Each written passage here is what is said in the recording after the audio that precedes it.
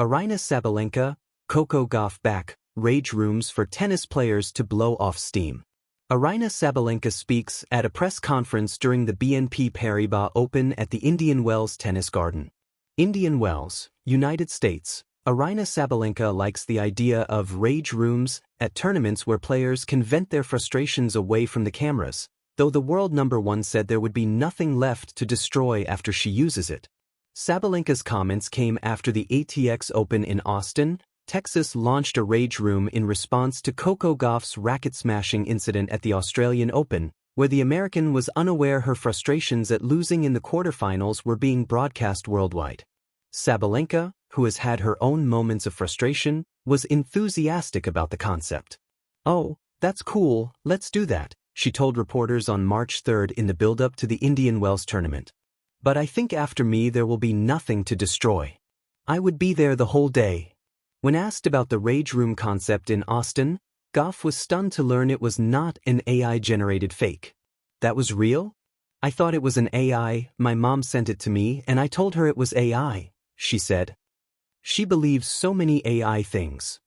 Gauff's incident at Melbourne Park sparked debate about player privacy at tournaments, with Novak Djokovic and Iga Swiatek among those calling for greater protections for players away from the cameras.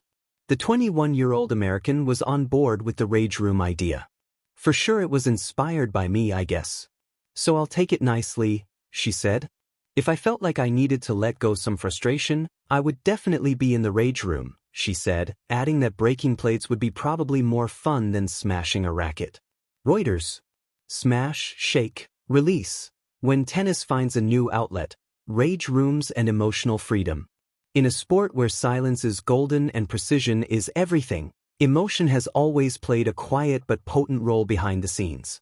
The world watches every serve, volley, and winner, yet rarely sees the storm inside a player's mind when a shot goes awry, a match slips from their grip, or the pressure of expectations becomes unbearable.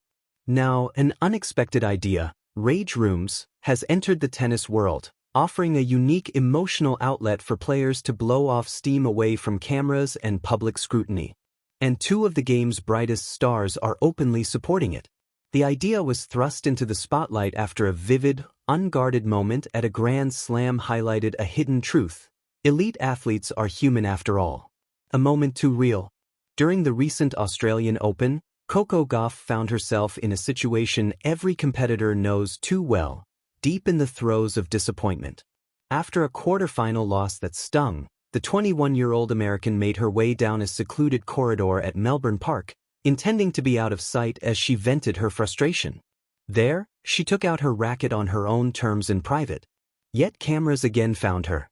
Unbeknownst to her, that moment was being broadcast, and soon spread like wildfire online, igniting a conversation about how much of players' lives should be visible to the world. It wasn't an outburst on court, no angry speeches, no public tantrum, just a raw human response to competitive pain. And suddenly, that private emotional release became a global talking point. Enter the rage room. Tournaments are increasingly staging a thoughtful response. At the ATX Open in Austin, Texas, organizers introduced what they've dubbed a rage room, a private, camera-free space for players to channel their tension without fear of exposure or judgment. In this controlled environment, players can physically express the frustration that naturally arises in high-stakes competition, whether that means smashing plates, breaking objects designed to be broken, or simply yelling into a void where nobody is watching. It's not just a gimmick. For many players, it nods to an important psychological need, the acknowledgement that emotional release matters.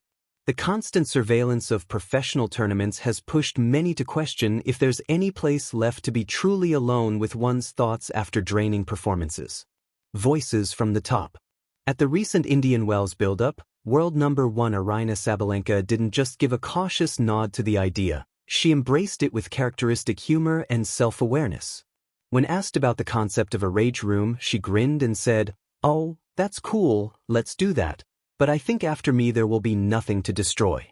She joked she'd be there all day if given the chance. The comment, lighthearted as it was, revealed something deeper about her approach to emotional expression. Sabalenka is known as one of the most powerful and passionate competitors on the tour, someone whose intensity fuels her game but also creates occasional emotional turbulence. Here, she wasn't merely promoting a novelty, she was acknowledging that athletes need spaces to process what they feel in real and tangible ways. For her part, Gauff, perhaps the catalyst for the idea, admitted to being surprised when she first heard the news about the Rage Room. She thought the report was an AI creation sent by her mother before realizing it was real. But she quickly got on board, suggesting that breaking plates might be more fun than smashing rackets and that she would definitely use such a space if she felt the need. This dual endorsement, both playful and sincere, from two respected figures in the sport gives the Rage Room idea more weight than any marketing tagline ever could. It reflects a shift toward normalizing emotional complexity in elite sports. Why Rage Rooms? A human lens on sporting pressure. Tennis is a fundamentally solitary sport. Unlike team athletes who can share highs and lows with teammates, tennis players spend hours alone on court, battling not just opponents, but their own inner critic, self-doubt, and emotional reactions. Wins can be exhilarating, but losses can cut deep, especially when they're public, hard-fought, or felt to be personal failures. For decades, the traditional advice for athletes was simple: control your emotions, don't show weakness, stay composed. But psychological science and athletic culture have evolved. Mental health experts emphasize that suppressing emotions doesn't eliminate stress, it often amplifies it. Emotional regulation, rather than emotional suppression, is healthier. In this light, a Rage Room doesn't signify weakness. It represents a safe, structured outlet for something every person feels: frustration. After all, what makes a Rage Room different from punching a pillow in your bedroom? Two things: safety and intentionality.